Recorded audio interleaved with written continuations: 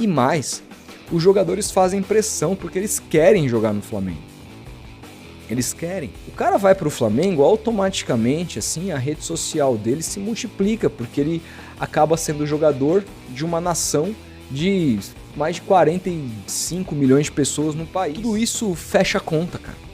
Então a chance da gente ver o Flamengo se transformando no novo Bayern de Munique do futebol brasileiro é gigantesca, cara. Nesse momento, o Flamengo tem a receita de TV como sua quarta linha de receita total, né? Então, porra, tudo isso?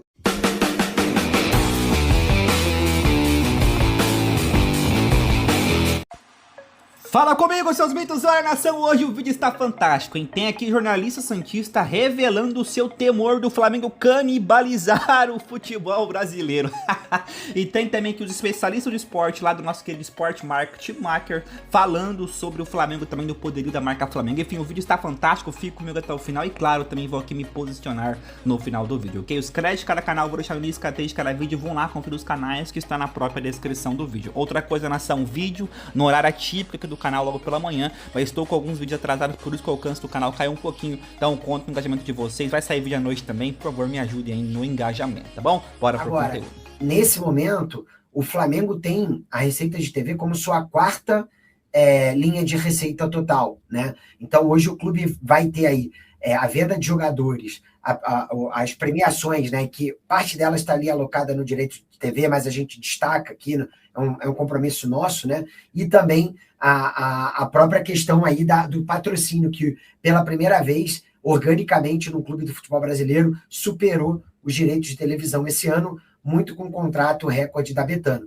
Então, se a gente está aqui para falar de retrospectiva, eu acho que isso é um brinde, né? A gente deixou isso muito claro no episódio da pré-Libertadores final, né, que a gente comparou os dois clubes, e também dando um desafio positivo para o Palmeiras, que é sim um clube que vende jogadores, tem uma base muito boa, mas que ainda é esse clube que pode, sim, aprender com o seu grande rival a explorar melhor, né? A gente tem aí uma série de dados que mostram que o Palmeiras hoje é a terceira maior torcida do Brasil, tem alcançado mercados fora de São Paulo, e por isso a exploração, né, de lojas cada vez mais vendendo produtos, eventos fora do seu estado e tudo mais, podem alavancar essas receitas. E se a gente teve aí um clube que foi o primeiro bilionário em receita recorrente, para o ano de 24, a gente pode ter aí outros times chegando nesse patamar do bilhão, né, com receitas totais. Então, acho que o Flamengo é sim um exemplo, pôde colher frutos dentro do campo, mas você tem uma série de outros times que estão vindo atrás e que vão gerar essa competição saudável.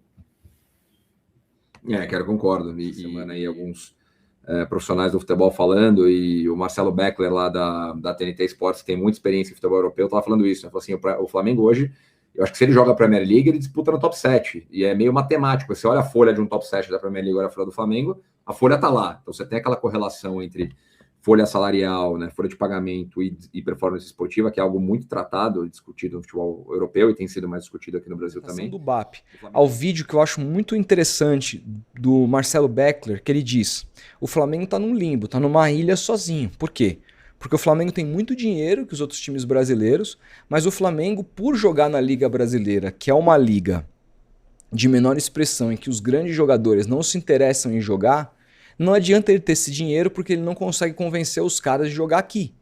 Então o que eu acho qual é a saída para o Flamengo? É uma saída muito parecida com o que acontece com o Bayern de Munique.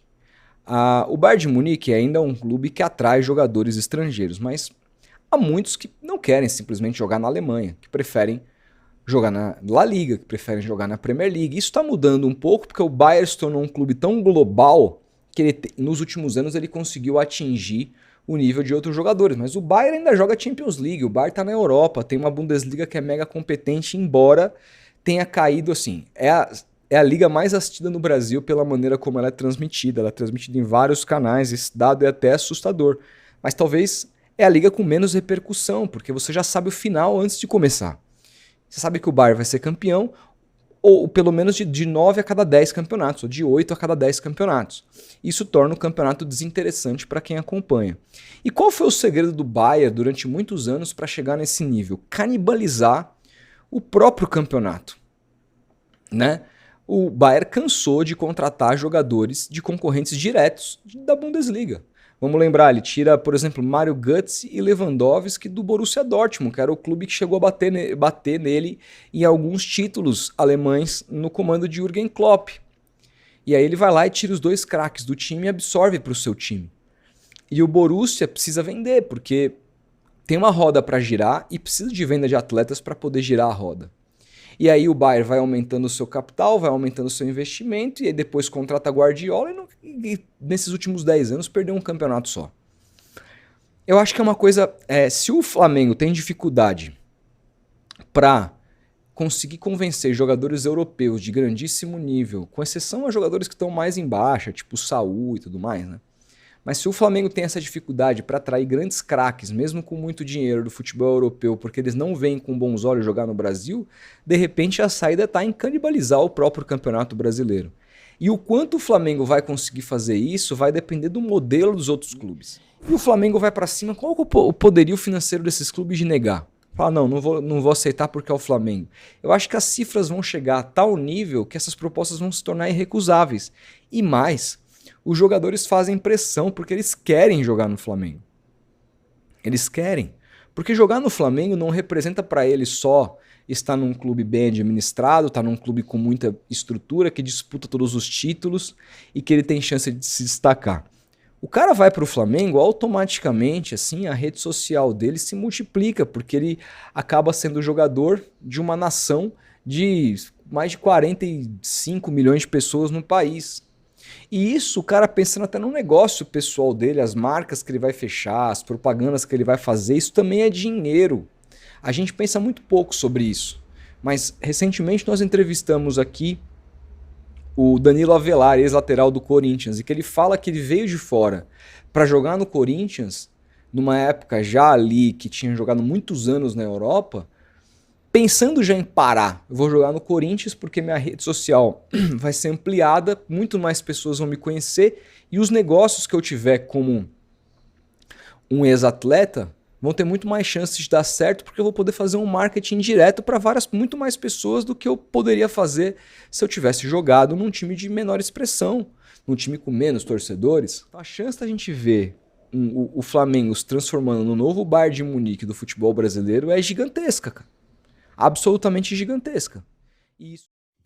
Nação, e olha, é imensamente gigantesca disso acontecer. Vai chegar um momento em que o Flamengo vai se tornar algo insustentável para o continente sul-americano. O Flamengo ofereceu 30 milhões de euros pro Caio Jorge, que eu acho demais, inclusive, né? Mas o Pedrinho é fanático pelo Cruzeiro. Isso é um caso raro, um cara que é SAF e que é apaixonado pelo clube. Agora, se o Flamengo oferecesse para um Bahia da vida, por exemplo, que tem um projeto City, fatalmente o Bahia aceitaria. Outros clubes também. O Cruzeiro é um caso raro, porque o Pedrinho é fanático pelo Cruzeiro. Agora, se fosse uma empresa onde leva o profissionalismo acima do sentimental, o Flamengo conseguiria tirar o Caio Jorge. Isso é apenas um exemplo, nação. Vai chegar um momento que vai se tornar insustentável.